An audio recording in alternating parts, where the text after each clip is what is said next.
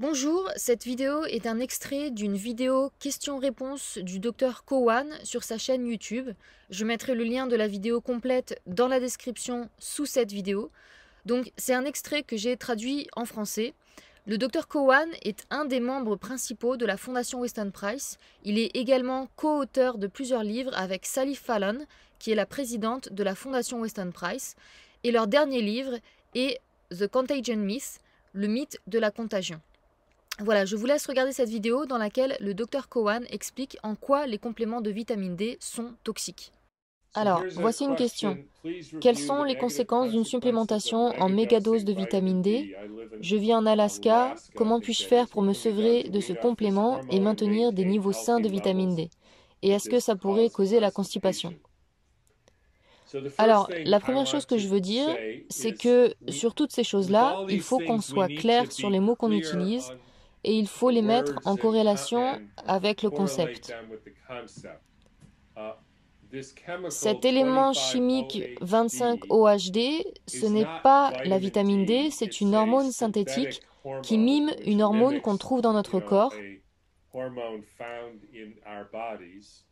Et c'est une des nombreuses formes de cette hormone qui forment, quand elles sont toutes ensemble, la vitamine D.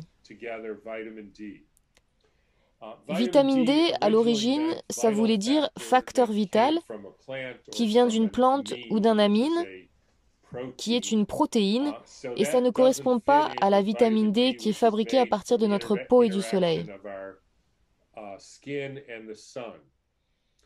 Il y a des aliments qui ont de la vitamine D, mais ils ont toutes les formes différentes de cet élément chimique, qui sont des hormones, et donc en fait, on ne devrait pas les appeler vitamine D.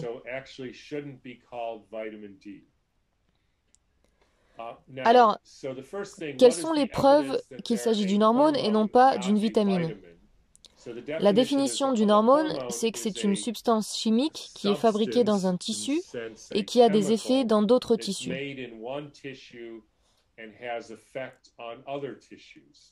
Par exemple, vous fabriquez de la testostérone dans vos testicules et dans vos surrénales, et ça a un effet sur vos muscles, votre cerveau, votre cœur et dans tous vos autres tissus. C'est la même chose avec la progestérone, avec les hormones thyroïdiennes, avec les hormones surrénales. Ce sont des substances chimiques qui sont fabriquées par certains tissus, puis qui circulent ensuite dans le sang et ont un effet sur des tissus éloignés. C'est exactement le cas de ce qu'on appelle la vitamine D. C'est une substance chimique fabriquée dans la peau, puis c'est envoyé dans d'autres endroits du corps pour être transformé. Il y a de nombreuses formes de cette substance chimique qui ont un effet sur les os, sur les globules blancs et sur plein d'autres choses.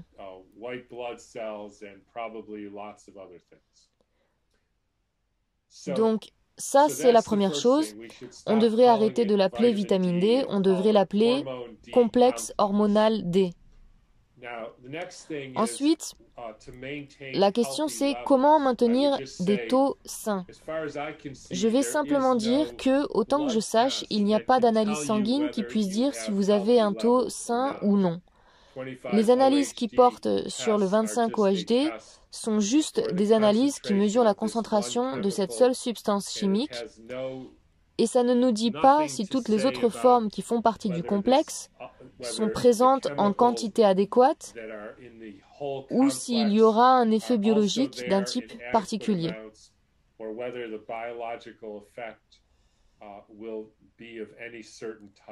Donc, les analyses n'ont aucun intérêt.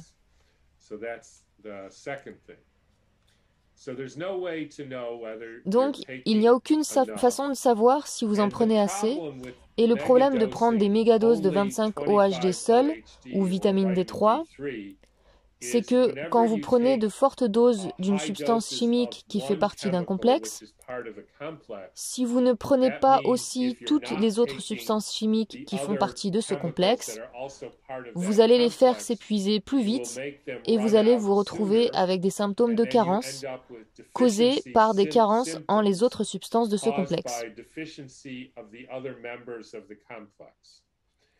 L'autre chose à savoir, c'est que, puisque c'est un métabolite intermédiaire, ou en d'autres mots, quelque chose qu'on fabrique dans le corps, à chaque fois que vous prenez des hormones thyroïdiennes, vous arrêtez votre propre production d'hormones thyroïdiennes.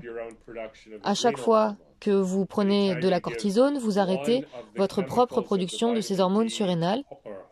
À chaque fois que vous prenez un des éléments chimiques du complexe hormonal D, vous arrêtez la production de cette substance chimique, et peut-être même du complexe dans son ensemble, et donc vous vous retrouvez en carence alors que votre intention était de faire augmenter vos taux. Donc, mon observation, c'est que prendre de la vitamine D synthétique, hormis dans une situation extraordinaire mais que j'ai jamais rencontrée, ce n'est pas quelque chose que je voudrais faire ou que je conseillerais à quelqu'un de faire. Par contre, je suis d'accord avec le fait de consommer des aliments qui concentrent toutes les vitamines liposolubles et toutes les substances chimiques de la vitamine D. Et les deux sources principales sont l'huile de foie de morue et la graisse de porc qui ont passé leur vie au soleil. Ce que je fais personnellement, c'est que je consomme du lard, particulièrement en hiver, mais aussi tout le temps. L'autre chose que je fais, c'est que j'essaye de sortir au soleil, et en particulier d'exposer mes yeux au soleil, sans lunettes de soleil. Et récemment, j'ai reçu un banc solaire qui reproduit les rayons solaires. Ça s'utilise 5 minutes par jour. Je l'utilise assez souvent pendant l'hiver pour augmenter mon exposition solaire. C'est ce que je fais.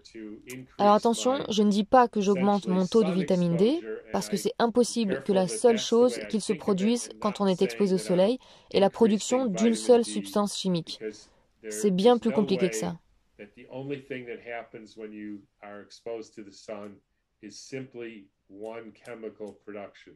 It's much more complicated than that.